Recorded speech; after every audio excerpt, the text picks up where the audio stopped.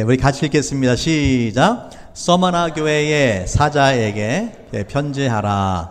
처음이며 마지막이요 죽었다가 살아나신 이가 이르시되 내가 내 환난과 궁핍을 알거니와 실상은 내가 부요한 자라.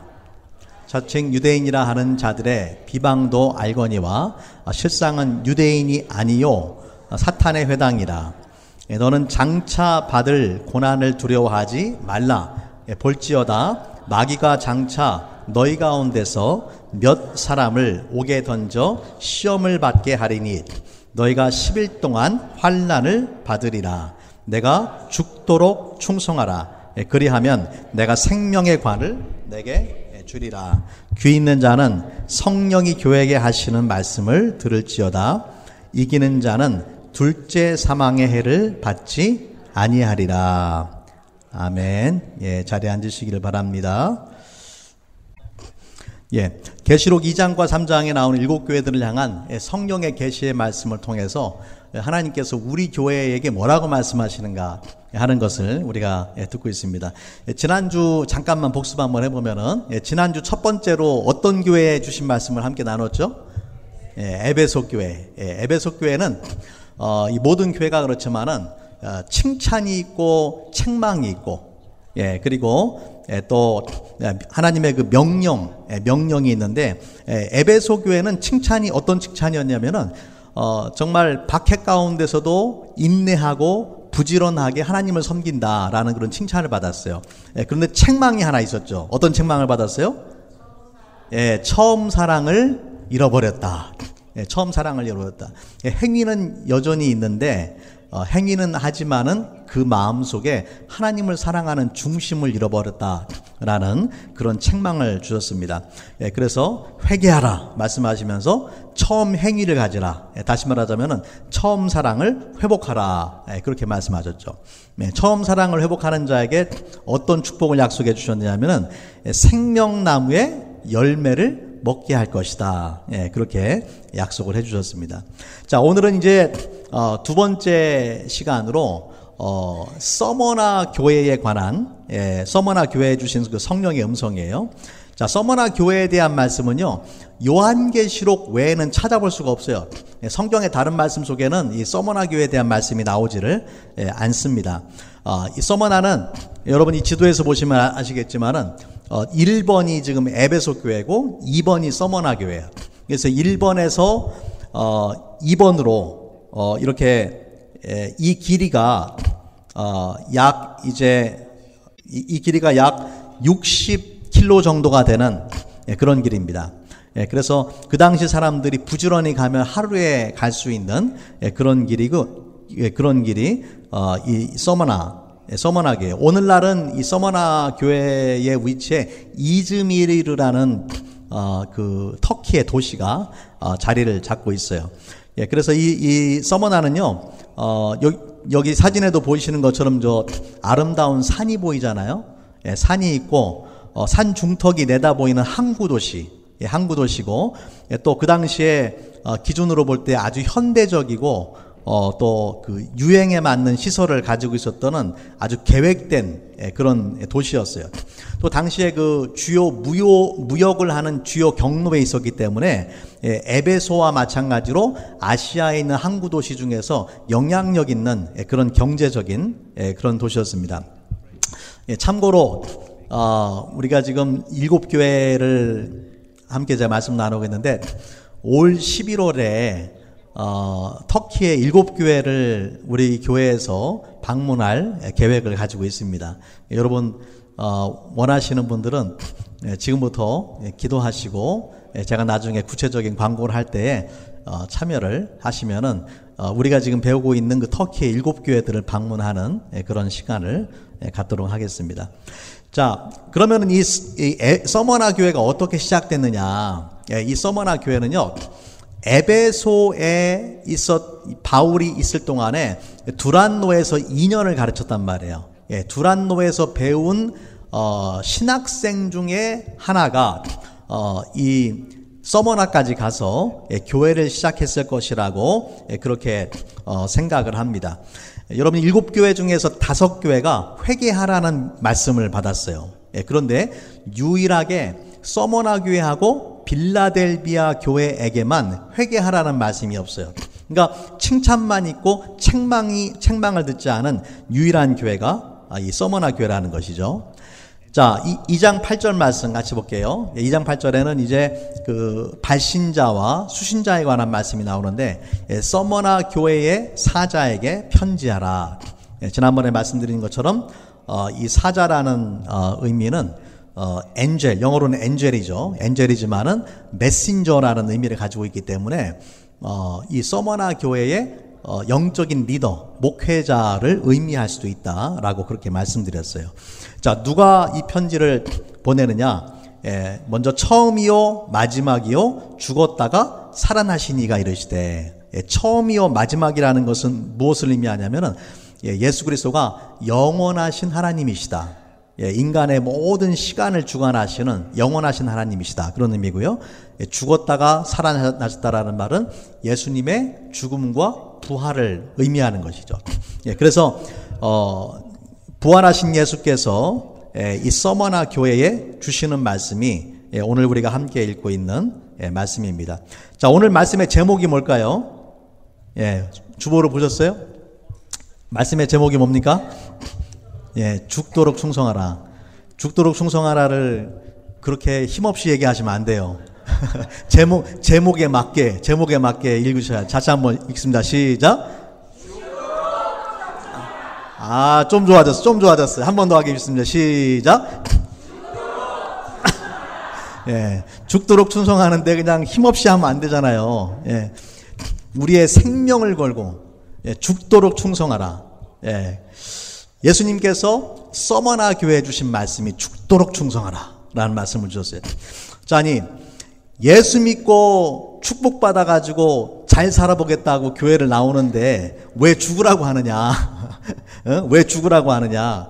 의아하게 생각하실 분들이 있을지 모르겠습니다. 하지만 여러분, 신앙은요, 목숨을 걸고 예수를 믿고 따르는 게 신앙이에요. 그만큼 우리에게 정말 이 신앙이라는 건 너무나 중요한 것이고, 또 예수님께서 우리에게 생명을 요구하는 그런 신앙을 기대를 하고 계신다라는 것입니다.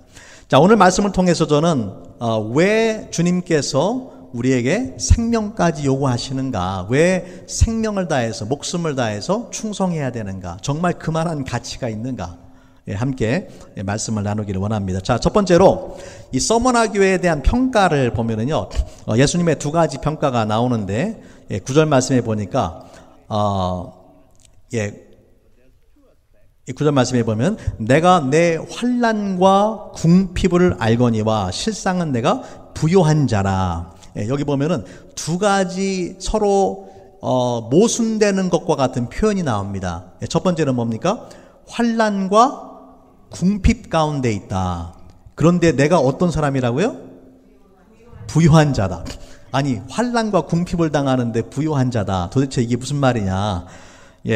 자, 먼저 환난과 궁핍은요, 환난은 박해를 받는 것을 말하고요. 궁핍이라는 것은 가난한 것을 말하는 것이죠. 왜 이 말씀은 서머나 교회가 예수를 믿는 신앙 때문에 지금 박해를 당하는 가운데 있고, 뿐만 아니라 사회적으로 경제적으로 불이익을 당해서 예수 믿는 신앙 때문에 잘 사는 것이 아니라 경제적으로 힘들고 어렵고 가난하게 지금 살고 있다라는 것입니다.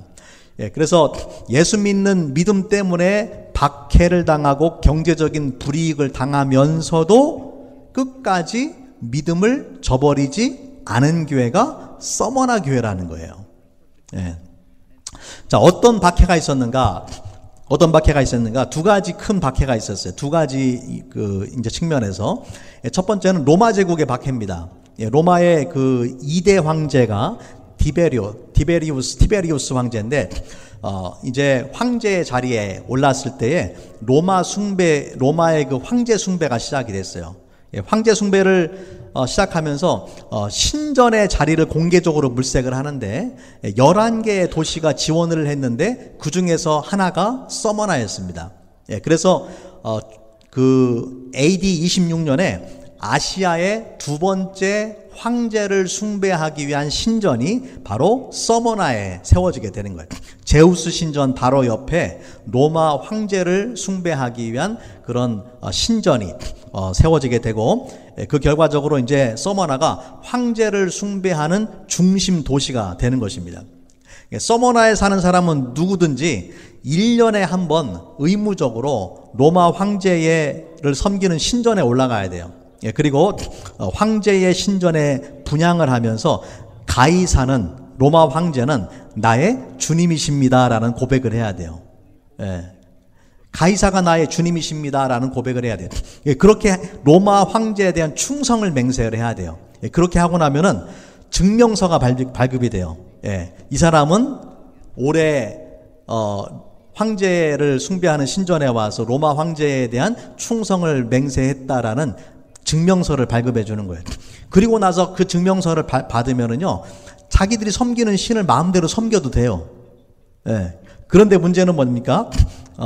만약에 그런 서약을 하지 않고 증명서를 발급하지 않은 사람들은 로마에 반역하는 것으로 간주가 돼서 심한 핍박과 박해를 받게 되는 것입니다.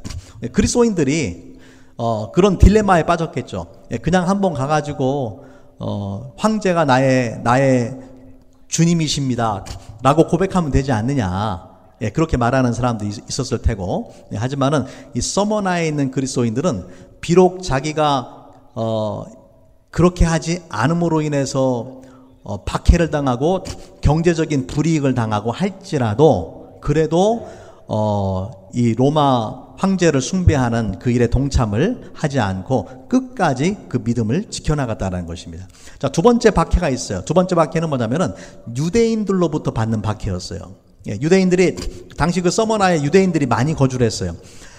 AD 70년에 예루살렘이 멸망을 합니다. 로마에 의해서 침략을 당해가지고 예루살렘이 완전히 초토화돼 버리고 예루살렘에 살던 사람들이 다 떠나가요. 그 중에서 많은 사람들이 어디로 왔냐면은 서머나에 와가지고 정착을 하게 됩니다. 그래서 이 유대인들이 많이 이주를 해서 살았는데, 서머나에 살았던 유대인들이 그리스도인들을 핍박을 했어요. 이 사람들을 가르쳐서 예수님께서 뭐라고 말씀하시냐면은, 자, 오늘 좀 전에 읽었던 말씀, 내가 부요한 자 아니라 자칭 유대인이라 하는 자들의 비방도 알거니와, 이 사람들을 예수님께서 뭐라고 말씀하시냐면 자칭 유대인이다. 자기 스스로 유대인이라고 그렇게 부른다.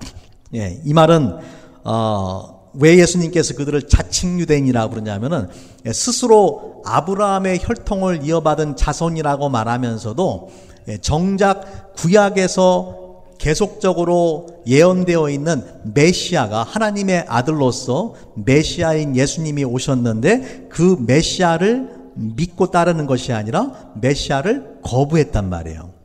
그래서 예수님께서 이들을 자칭 유대인이다, 그렇게 말씀을 하신 거예요. 또 실상은 유대인이 아니요, 뭐라고 했습니까? 사탄의 회당이다. 사탄의 회당. 유대인들 같지만 유대인이야, 참 유대인이 아니고 사탄의 회당이다. 여러분, 회당이라는 것은 오늘날 교회와 같은 역할을 하는 거거든요. 시내고그입니다. 시내고그. 교회와 똑같아요. 그런데 유대인의 그 회당이 사탄의 회당이다라고 그렇게 말씀하셨어요. 여러분, 하나님도 사람을 통해서 일하시지만 마귀도 사람을 통해서 일하는 거예요. 그러니까 유대인들의 회당을 예수님께서 사탄의 회당이다 라고 그렇게 부르신 것입니다. 자, 이처럼 이 서머나에 있는 그리스도인들은요, 예수를 믿는 신앙 때문에 로마 제국으로부터도 박해를 받고 유대인들로부터 박해를 받는, 그래서 경제적으로도 불이익을 당하면서 가난하게 살아야만 되는 그런 상황 속에 있었다라는 것이죠. 여러분, 이러한 그 믿음으로 인한 박해는 사실 전 세계에 너무나 많습니다. 우리나라도 일제 강점기에 이 신사참배, 모든 우리 국민들한테 일제가 신사참배를 강요하고 또 천황 숭배를 강요를 했어요. 그래서 이러한 압력에 이기지 못해가지고 1938년 9월에 한국의 그 장로회 총회가 신사참배를 결의하면서 박해에 굴복을 했습니다. 장로교가 공식적으로 우리도 신사참배를 하겠습니다라고 한 거예요. 왜냐하면은 너무 박해가 심하니까. 물론 이제 모든 장로교인들이 신사참배를 동의한 것은 아니고요. 끝까지 신사참배를 거부하고 또 투옥을 당하고 고문을 당하고 했던 사람들이 나중에 이제 1952년에 고심파라는 호남을 중심으로 한 고심파 장로교회가 세워집니다. 또 주기철 목사님 같은 분들은 끝까지 신사참배를 거부하다가 순교를 당한 분들이고요. 또 우리 한국의 이 침례교도 끝까지 신사참배를 거부해서 대부분의 교회들이 일제강점기 동안에 문을 닫았어요. 그만큼 이제 박해를 당하면서도 신사참배를 하지 않고 황제숭배를 거부한 것이죠. 신사참배를 하면 환난도 없고 궁핍도 없는 거예요. 잘 살 수 있어요. 하지만은 믿음의 사람들은 믿음을 지키기 위해서 환난과 궁핍을 스스로 선택을 한 것입니다. 자, 오늘날 한국이나 미국의 그리스도인들이 이 서머나 교회가 겪었던 그런 박해, 또 한국의 일제 강점기 동안에 그리스도인들이 경험했던 박해를 당하고 또 경제적으로 예수를 믿기 때문에 경제적으로 궁핍한 삶을 살아야 된다면은 여러분 얼마나 많은 사람들이 예수를 믿을까요? 예수를 믿어서 핍박을 당하고 예수를 믿어서 가난하게 살아야 된다라면은 얼마나 많은 사람들이 예수를 믿을까요? 제가 비디오를 잠깐 하나 보여드릴게요. 이 비디오는 일본의 그 천주교가 들어왔을 때에 일본 천주교인들이 당했던 박해에 관한 그런 비디오인데요. 제가 아주 많이 참 감동을 받으면서 전에 봤던 기억이 있습니다. 침묵이라는 그런 비디오인데 예수를 거부하면은 살려주고 예수를 믿는다라고 고백하면은 이제 고문을 당하고 또 순교를 당하는 그런 장면이에요. 그럼에도 불구하고 끝까지 예수님을 부인하지 않고 믿음을 지키는 사람들의 이야기를 기록하고 있습니다. 짧은 클립인데 잠깐 같이 한번 보도록 하겠습니다. 그 선교사들과 또 성도들이 지켜보는 가운데 교회의 리더들이 예수님을 끝까지 부인하지 않았기 때문에 바닷가에서 십자가에 달려서 순교를 당하는 그런 장면이 나와 있죠. 이런 상황이 저와 여러분에게 닥친다라면은 오늘날 한국과 미국의 그리스도인들에 닥친다면은 얼마나 많은 사람들이 죽음에도 불구하고 죽음의 위기에도 불구하고 끝까지 예수님을 거부하지 않고 믿을 것인가? 우리가 한번 생각해 볼 필요가 있습니다. 자, 중요한 것은요. 오늘 9절 말씀처럼 내가 내 환난과 궁핍을 알거니와 그렇게 말씀하셨어요. 예수님께서 모두 알고 계신다. 우리가 그리스도를 위해서 받는 환난과 궁핍과 그 핍박을 주님이 다 알고 계신다라고 성경은 말씀을 하는 것이죠. 우리 고린도전서 15장 58절 말씀 같이 한번 읽어볼게요. 시작. 그러므로 내 형제들아 견고하며 흔들리지 말며 항상 주의 일에 더욱 힘쓰는 자들이 되라. 이는 너희 수고가 주 안에서 헛되지 않은 줄을 알미니라. 견고하고 흔들리지 말아라. 주의 일에 힘쓰는 자가 되라. 너희 수고가 주 안에서 헛되지 않는다. 우리가 주님을 위해서 당하는 고난과 고통과 헌신과 박해와 어떤 불이익 같은 것을 주님이 다 알고 계신다라는 거예요. 알고 계시고 반드시 갚아주신다라고 성경은 말씀을 하는 것입니다. 자, 그런데 예수님은요, 이렇게 환난과 궁핍을 당하는 서머나 교인들을 향해서 뭐라고 말씀하셨냐면은 실상은 내가 부요한 자다 그렇게 말씀하셨어요. 실제로는 너희가 부요한 자다. 여러분 역설적인 그런 진리죠. 서머나 교회는 주님을 향한 그 신앙을 지키느라고 세상적으로 볼 때는 너무나 불쌍한 사람이에요. 아무것도 가진 것이 없는 가난한 사람들이에요. 하지만은 하나님이 보시기에는 세상 그 누구보다도 부요한 사람들이다. 여러분, 이것은 이 부요함은 육적인 부요함을 말하는 것이 아니라 영적인 부요함을 말하는 것이죠. 영적으로, 세상적으로는 아무것도 가진 것이 없는 것처럼 보이지만은 주님이 보시기에는 너무나 부유한 사람이다라고 말씀하시는 거예요. 이것과 대비되는 말씀을 라오디게아 교회에게 주신 것이 우리 나중에 살펴보겠지만은 계시록 3장 17절 말씀에 나옵니다. 라오디게아 교회를 향해서 예수님이 주신 말씀 같이 한번 읽어볼게요. 시작. 내가 말하기를 나는 부자라 부요하여 부족한 것이 없다 하나 내 곤고한 것과 가련한 것과 가난한 것과 눈먼 것과 벌거벗은 것을 알지 못하도다. 예. 지금 라오디게아 교회 사람들은 서머나 교회와 완전히 반대예요. 예. 라오디게아 사람들은요 부자예요. 부요하고 부족한 것이 없어요. 예. 그러니까 세상적으로 정말 잘 사는 그런 사람들이었죠. 예. 그런데 주님 보시기엔 어땠습니까?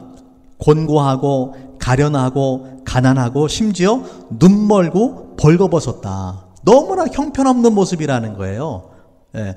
세상적으로 물질적으로 사람의 판단으로 보기에는 너무나 잘 사는 것처럼 보이는데 예수님의 눈에 보기에는 너무나 형편없고 불쌍한 인생을 살고 있다. 영적으로 너무나 가난한 사람이다라고 예수님께서 라오디게아 교회에게 말씀을 하신 것입니다. 여러분, 중요한 것은 사람의 평가가 아니죠. 주님이 나를 어떻게 보시는가 하는 것이 중요한 거예요. 이 세상에서 육적으로 내가 부족함 없이 모든 것을 잘 누리고 살아간다라고 생각할지 모르지만은 주님 보시기에는 너무나 가난하고 가진 것이 아무것도 없고 헐벗고 굶주리고 눈이 멀고 심지어는 발가벗은 그런 모습으로 살아가는 사람들이 많지 않습니까? 주님이 나를 보시기에 어떻게 평가하실 것인가? 여러분, 우리가 그것을 생각해 보시기를 바랍니다. 자, 두 번째는 예수님께서 이 서머나 교회를 향해서 더 큰 환란이 올 것이다 경고를 하세요. 그러니까 지금까지 너희가 환란과 궁핍을 당하면서도 믿음을 지키지 않았으니 너무나 잘했다. 앞으로는 이제 좋은 시절이 올 것이다. 그렇게 말씀해 주시면 너무나 좋을 것 같은데 그것이 아니라 지금까지 당한 환란보다 더 큰 환란이 올 것이다. 준비해라. 그렇게 말씀하는 거예요. 자, 계시록 2장 10절 말씀해 보니까 너는 장차 받을 고난을 두려워하지 말라. 볼지어다 마귀가 장차 너희 가운데서 몇 사람을 옥에 던져 시험을 받게 하리니 너희가 10일 동안 환난을 받으리라. 장차 받을 고난이 있다. 지금까지 받은 고난으로 끝나는 게 아니라 앞으로 받을 고난이 있다.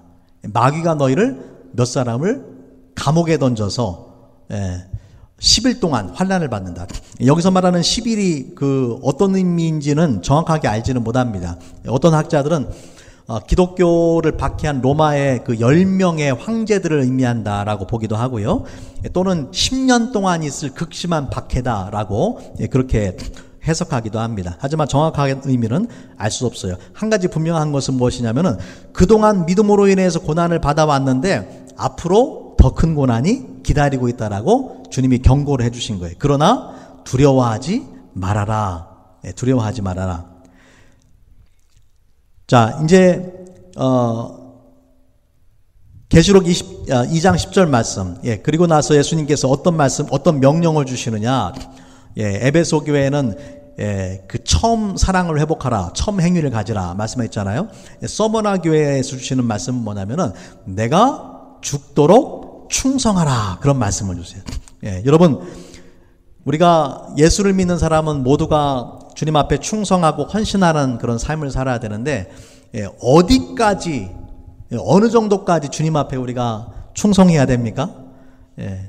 어느 정도의 헌신과 충성을 주님이 요구하시고 또 만족해 하실까요? 주일 성수하면 됩니까? 또는 11조 하면 됩니까? 그 정도로 주님이 만족하시는 것이 아니라 주님이 요구하시는 수준을 보니까 죽도록 충성하라.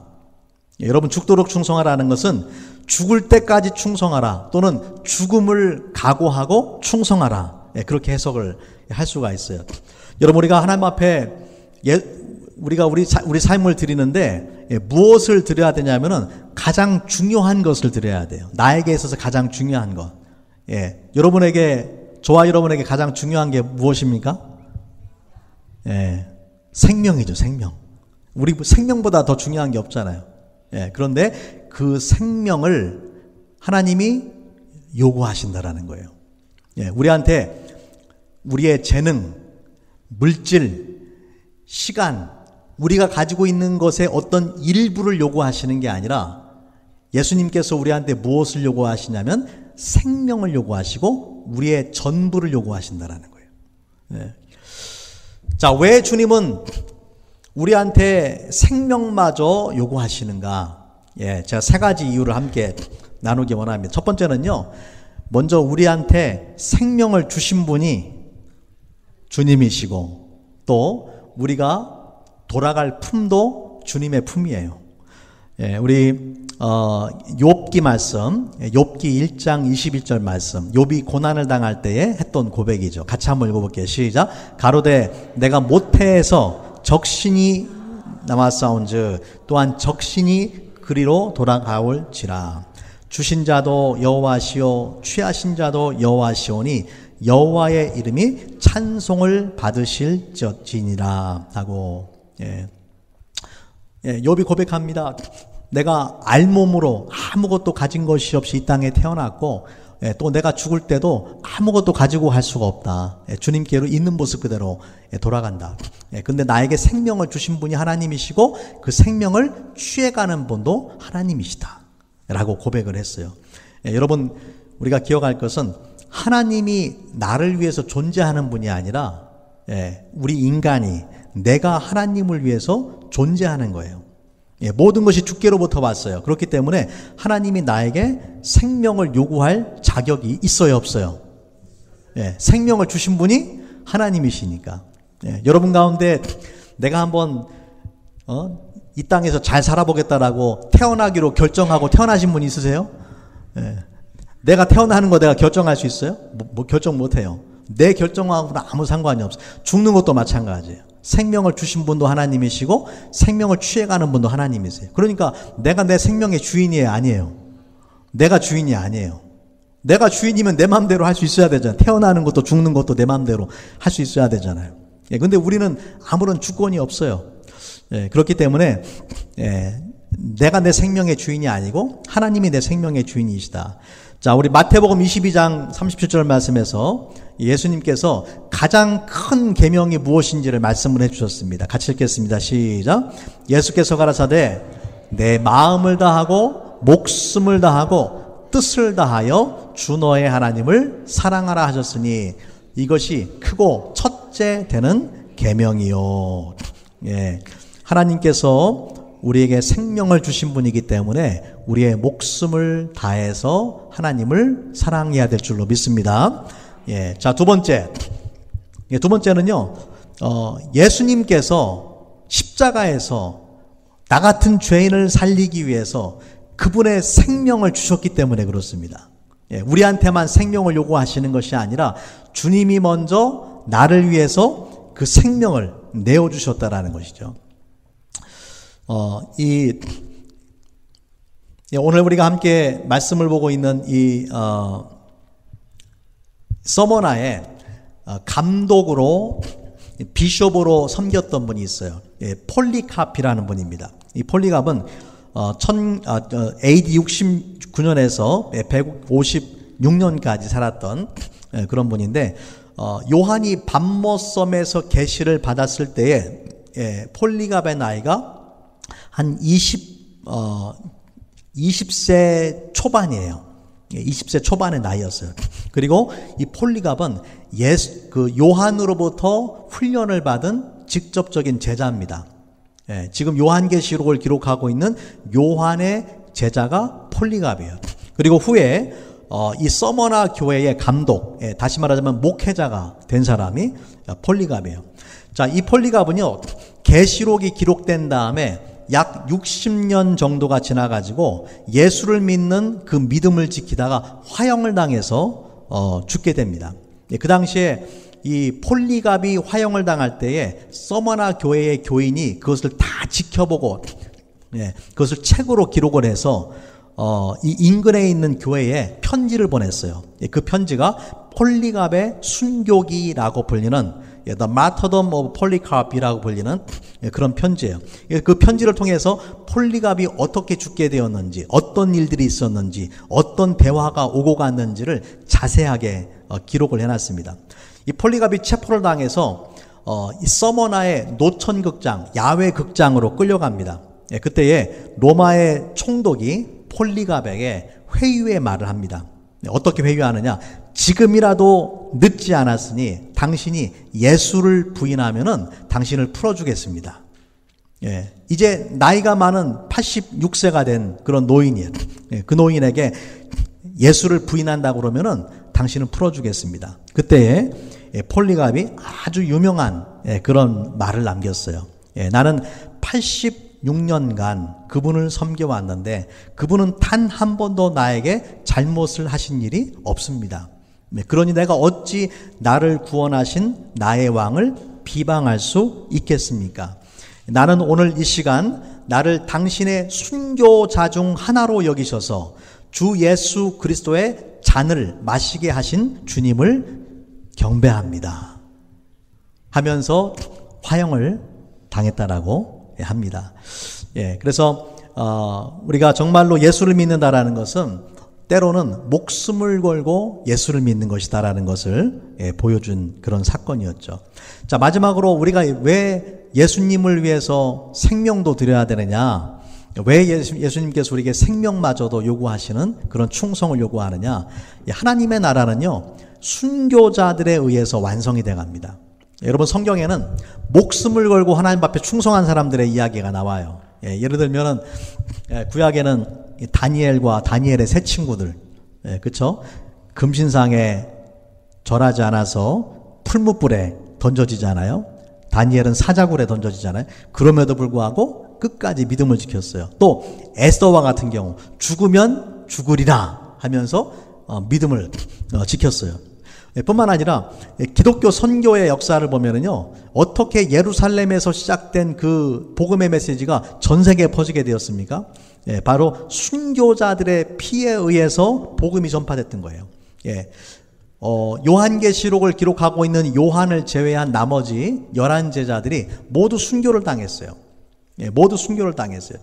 또 한국에 복음이 들어올 때도 영국의 선교사인 토마스 선교사가 대동강에 내리자마자 죽임을 당합니다. 그러면 죽는 순간에 성경책을 전해주고 순교를 하죠.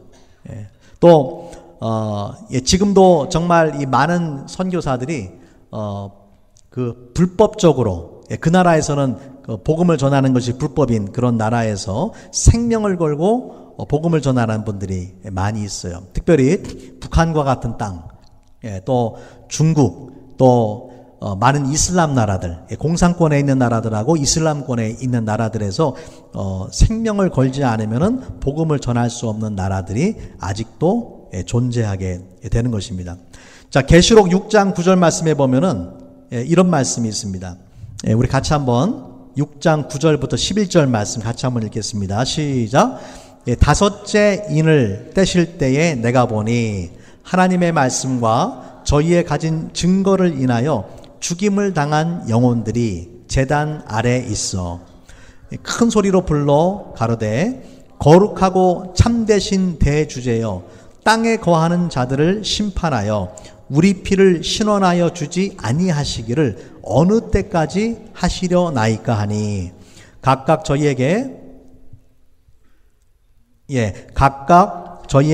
흰 두루마기를 주시며 가라사대 아직 잠시 동안 쉬되 저희 동무종들과 형제들도 자기처럼 죽임을 받아 그 수가 차기까지 하라 하시더라.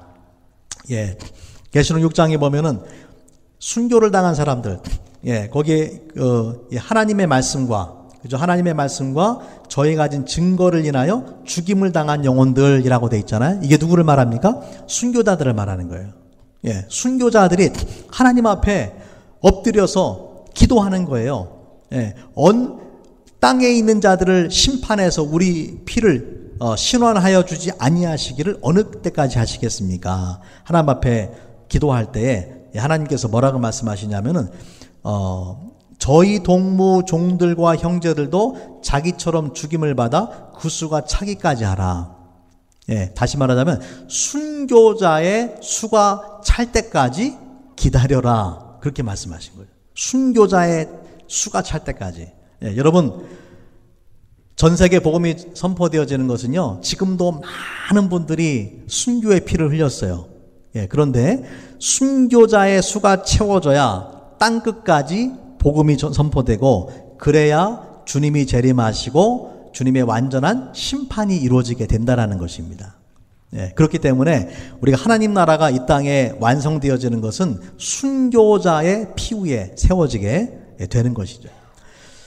자, 마지막으로 오늘 말씀에서 이제 예수님은 서머나 교회를 향해서 축복의 약속을 해주시는 것을 볼 수가 있습니다.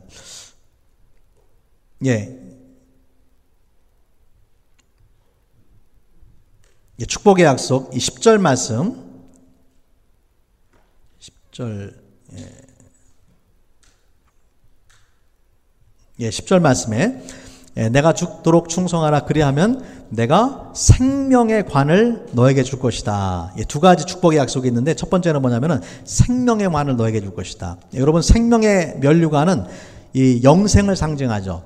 이 말씀은 고린도전서 9장에 보면은 썩지 않는 면류관이다, 그렇게 표현하고 있고요. 또 베드로전서 5장에 보면은 영광의 면류관이다, 그렇게 표현을 합니다.